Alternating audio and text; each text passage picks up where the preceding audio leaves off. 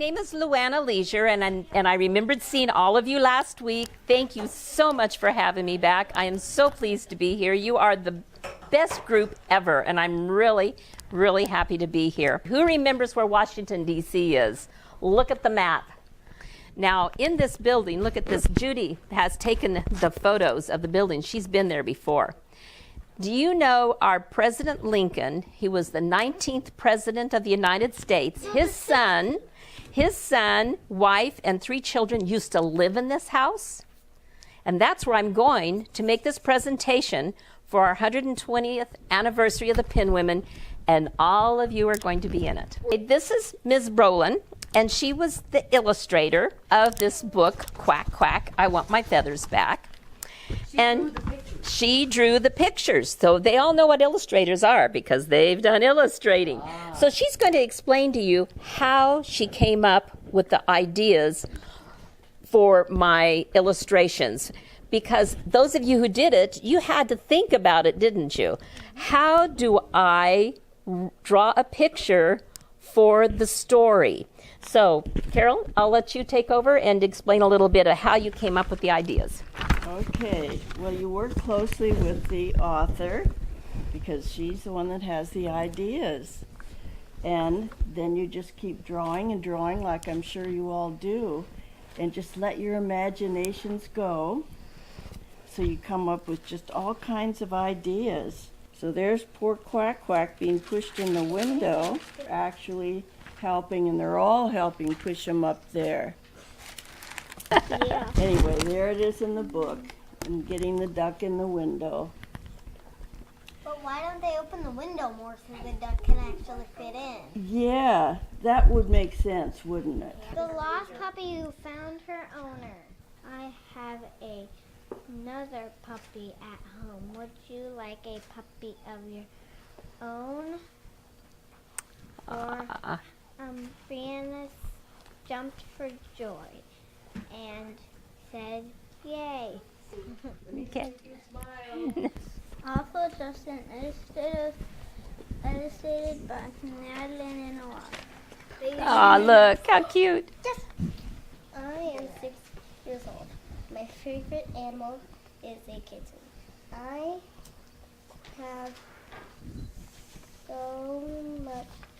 had so much fun illustrating this book. Oh, good. This is my first book I have ever illustrated. Thank you. Thank you. Once upon a time, there lived a little kitten named Cutie and a puppy named Tom. The kitty and the doggy asked, "Can we go play outside?" So the kids walked. So basically, they walked and they found a flower pot. Oh. And then the flower pot said, "Rip off a leaf for me and wish. When you wish, your wish will come true when you count to 5." Okay, excellent. Good job. Quack, I want my feathers back. William Bristol leaped out of the car, slashing and chopping at the wind with the skill of a kung fu master's. The 6-year-old cousins had just returned from their karate class and were full of energy. Instead of changing their clothes and going out to feed the animals, Willie and Bristol became a little distracted. They decided to pretend Willie's room had been invaded by the frightful creatures from the planet Mitenland. Mitenlands were well known for their abilities to turn themselves invisible and sometimes into solid objects. Willie knew Bristol's teddy bear had to be a Mitenland. He grabbed up her teddy bear and used his newly learned karate skills. Chop, chop, wham, slam, down went Teddy. There lay Teddy on the floor with fluffy cotton sticking out of his back. Not to be overpowered by the next Mitenland, Bristol picked up Willie's pillow and used her newly learned karate moves. Punch, punch, slash, pow. Suddenly it was raining feathers. It was raining feathers in the room. Feathers were everywhere. Feathers were in their mouths and in their hair and gently floating in the air. What in the world happened in here? Why are there feathers everywhere? Exclaimed Grandma. I'm sorry, Grandma. I was practicing karate on Bristol's teddy bear and he broke. I'm sorry too, Grandma. I was practicing karate on Willie's pillow. It was like a bomb was inside of it and it blasted out all the feathers. I think the Maitenlands put the bomb inside my pillow, answered Willie. Oh, you kids, chuckled Grandma. You get into more mischief with your big imaginations, but listen to what Grandma has to say. No more practicing karate on your pillow or on Teddy. They will be fixed by this evening. Grandma sewed up the teddy bear first, then she went outside to catch a young duck.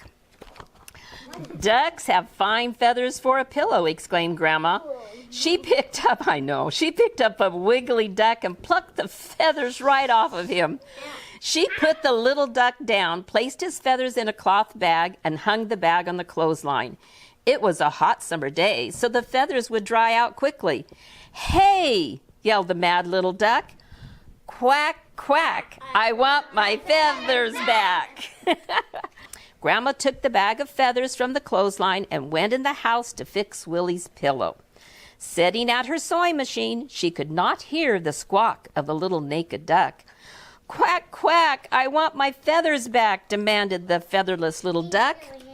Yeah, he's getting really mad, isn't he? Grandma finished sewing up Willie's pillow and put it in a fresh pillowcase. She took it to his room and placed it on his bed. The little duck saw her leave the room with his feathers in the bag and screamed, Stop! Quack, quack! I want my feathers back! He was so cold you could see goosebumps all over his little bitty bald body. Look at this little duck. He was very cold, so we glued his feathers back on him. Why did Grandma take his feathers to fix my pillow? Cried Willie.